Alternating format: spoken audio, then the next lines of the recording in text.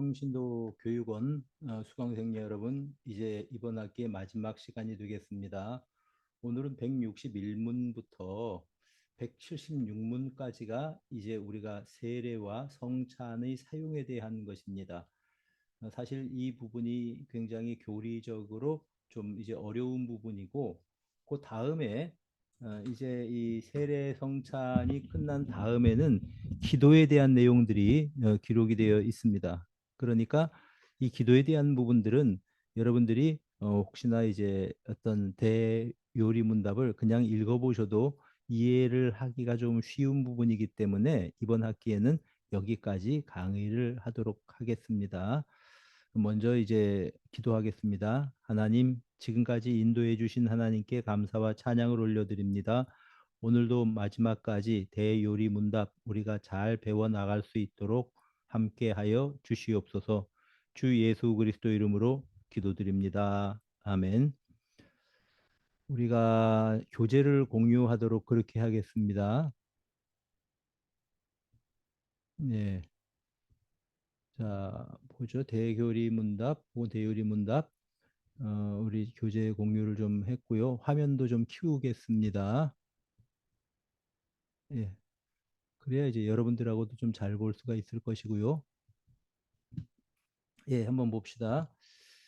성례의 사용 161문에서 176문까지 이제 지난주에 성례가 무엇인가라고 하는 것은 배웠습니다. 세례란 무엇인가 한번 여러분 눈으로 읽어보시기를 바랍니다.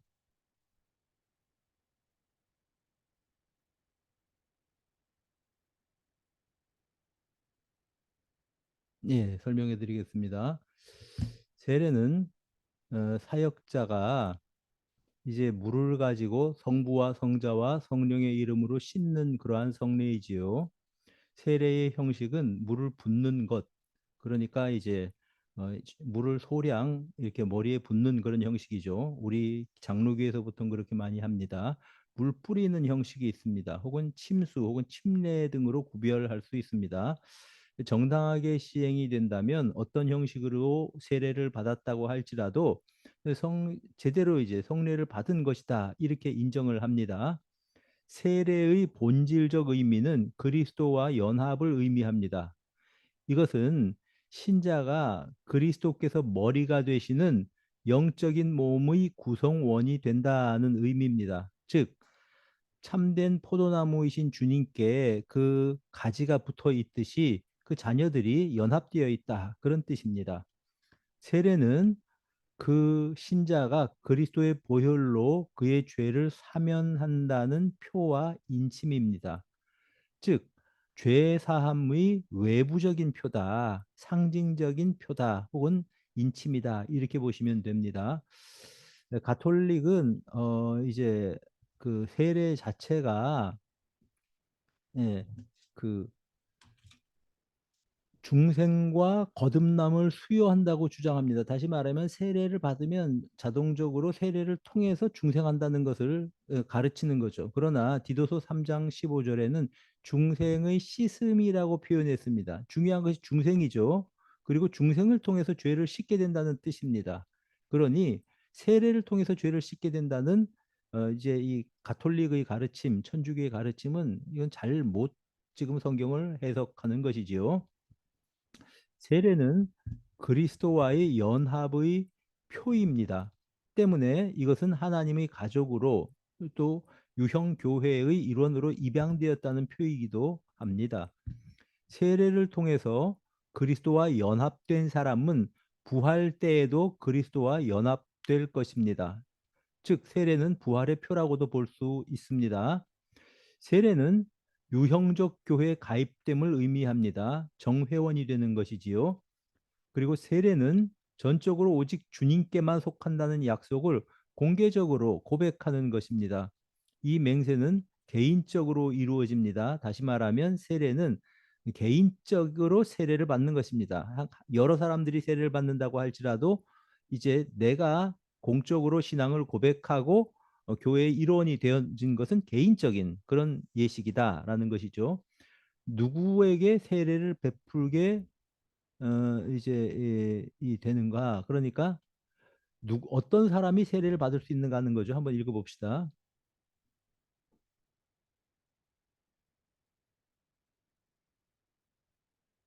자, 우선 세례를 받을 수 있는 자격은 유형교회의 회원만이 받을 수 있습니다. 또한 유형교회는 그리스도에 대한 믿음의 고백과 순종을 보이는 자들과 그들의 자녀로 된 자녀들로 구성된 유아들로 구성됩니다. 이제 그 성인이 된 사람, 다시 말하면 개인적인 신앙 고백과 순종을 약속을 공개적으로 해서 세례를 받은 사람은 당연히 교회의 회원이 됩니다. 그런데 유아들이 문제입니다. 유아들은 부모 모두가 이런 신자이거나 혹은 부모 중 한 사람만이 신자일 경우에 부모가 교회의 회원이기에 다시 말하면 부모가 공적으로 신앙을 고백했기에 그 부모를 통해서 태어난 순간부터 그 어린 아이도 교회의 회원이라고 보는 겁니다.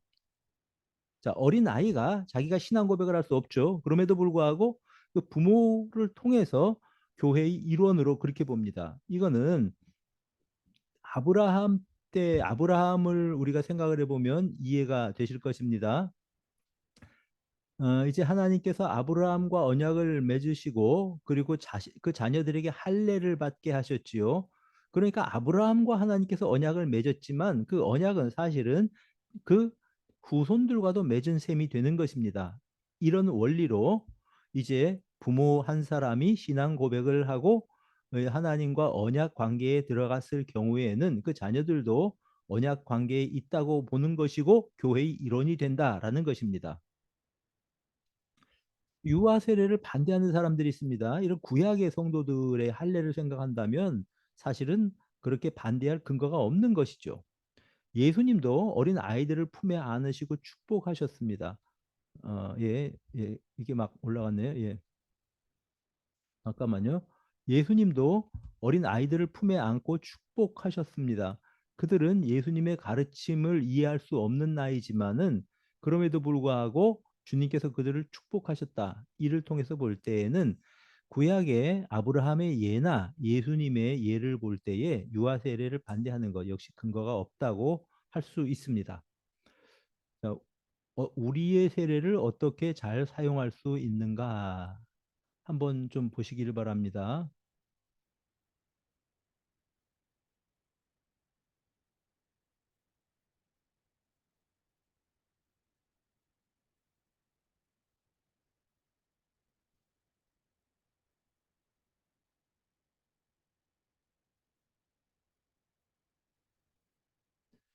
자, 한번 생각을 해 보겠습니다.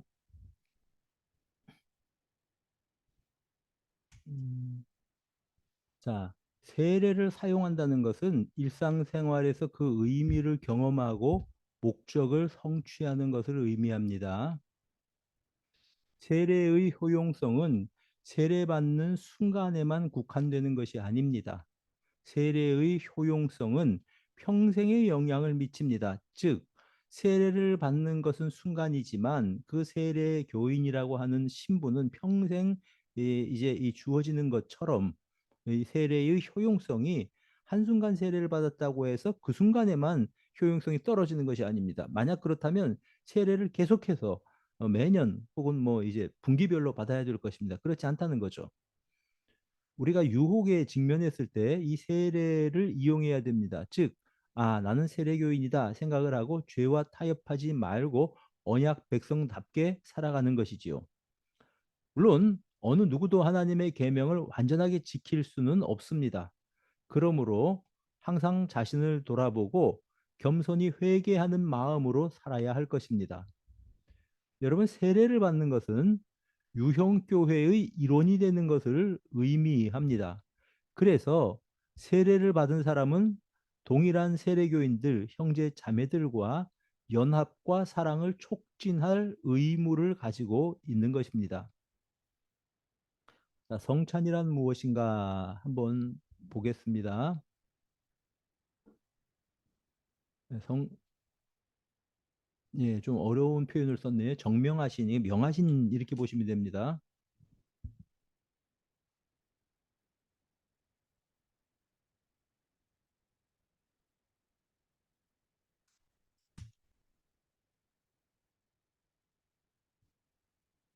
예. 정명이라는 표현을 잘 안 쓰죠. 정하시고 명하신 바라는 것인데 그냥 명하신 바라고 하면 의미가 통합니다. 자, 한번 우리가 답을 한번 설명을 해 드리겠습니다.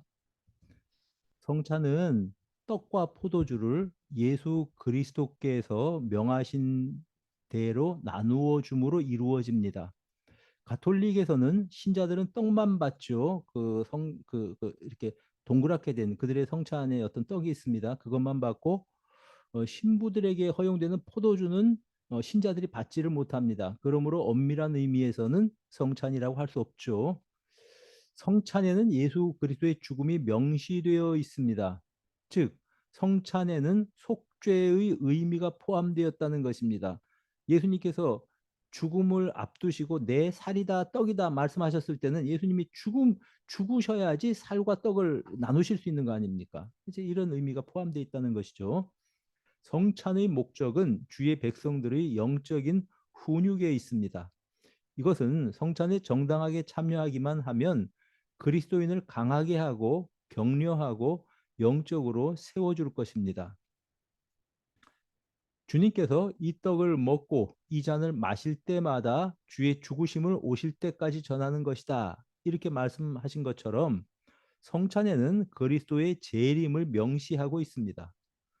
여러분, 성찬은 우리를 갈보리로 인도합니다. 주님의 죽으심을 기념하는 것이니까요. 동시에 이제 오실 때까지 전하는 것이다. 이를 통해서 성찬은 심판의 날로 우리를 인도합니다. 초대합니다. 즉 그리스도인은 주님의 재림을 통해서 영원한 안식을 누리게 될 것이다. 이것을 기대하면서 성찬을 우리가 참여하는 것입니다. 그래서 성찬에 참여할 때마다 이를 전하는 것이 그리스도인들입니다. 자, 169번 한번 봅시다. 성찬식에서 그리스도께서 떡과 포도즙을 어떻게 주고받으라고 명하셨는가? 한번 읽어보십시오.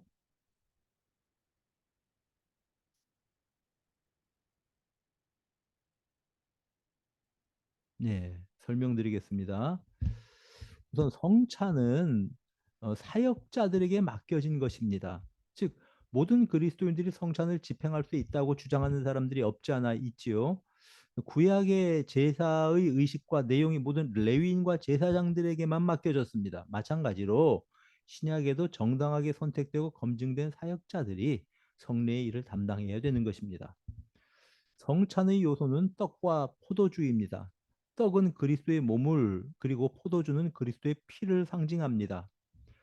성찬에 관계된 성례의 행위는 6가지입니다. 그중 4가지는 예수님이 행하셨습니다. 우선 떡과 포도주의 잔을 취하신 것, 축사하신 것, 떡을 떼신 것, 떡과 잔을 제자들에게 나눠주신 것이 4가지죠.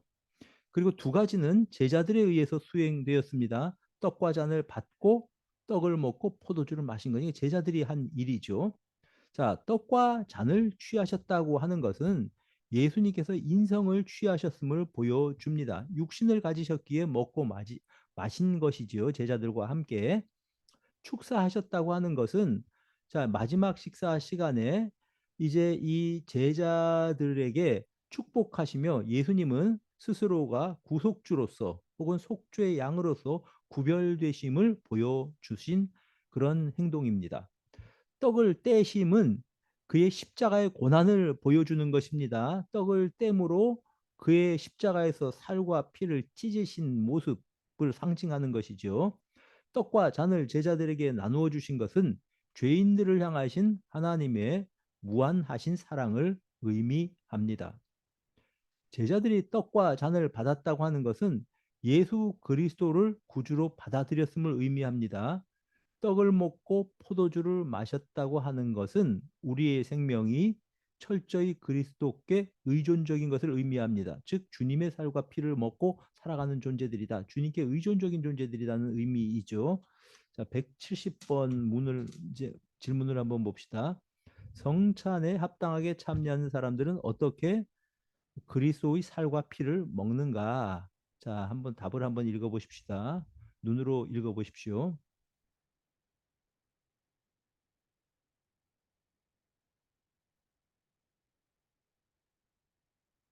한번 제가 좀 설명을 해 드리겠습니다. 자, 성찬에 나타난 살과 피의 임재에 대해서는 세 가지 설이 있습니다. 가톨릭, 로마교와 루터교와 개혁교회의 그 이제 그, 그 뭐랄까 신학적인 해석이 다 다릅니다. 로마교는 성찬시에 떡과 포도주가 실제로 이건 물리적으로요 그리스도의 살과 피가 된다고 합니다. 이것을 화채설이라고 말하지요. 그러나 예수님께서 이를 행하여 나를 기념하라라고 하셨습니다. 즉 주님께서는 성찬이 상징의 의미를 가지고 있음을 말씀하신 것입니다. 그러므로 이 상징을 실제로 착각하는 것이 천주교의 잘못입니다. 화채설은 잘못된 학설이죠. 그 이론이죠. 루터교에서는 예수 그리스도의 살과 피가 떡과 포도주 밑에 있다고 말합니다. 즉 살과 피가 예수님의 이 몸과 피는 아니라고 할지라도 그런데 그 예수님의 몸과 피가 그 이제 떡과 포도주의 밑에 있다. 밑에 쉽게 얘기하면은 그 자체에는 없지만 그 밑에 실제적으로 임재한다. 이렇게 가르치는 것이죠. 이것 역시 잘 못 가르치는 것입니다. 우리 장로교 개혁교회는 그리스도의 살과 피를 신체적 육체적 의미가 아니라 영적 방식으로 먹는 것이라는 것을 가르칩니다. 즉 물리적으로 예수님의 피와 살이 되는 것은 아닙니다만 그러나 영적인 실체로 주님께서 성찬 가운데 임하시는 것입니다. 이것을 영적 임재설이라고 말합니다. 이것이 우리가 취하는 그런 이제 이 그 해석입니다. 신자가 아닌데 성찬에 참석할 수 있냐? 그럴 수 있죠. 그러나 신자가 아닌데 성찬에 참석한 경우에는 이 사람은 성찬에 참석한 것이 아니라 그냥 떡과 포도주를 그냥 조금 나누어 먹은 것에 불과합니다. 171번 우리가 한번 보도록 하십시다. 171번, 2번, 3번은 문제만 좀 한번 드리고 간단히 좀 답변을 해드리겠습니다. 171번 성찬의 성례를 받고자 하는 사람들은 성찬에 참여하기 전에 어떠한 준비를 해야 하는가? 한번 읽어보십시오.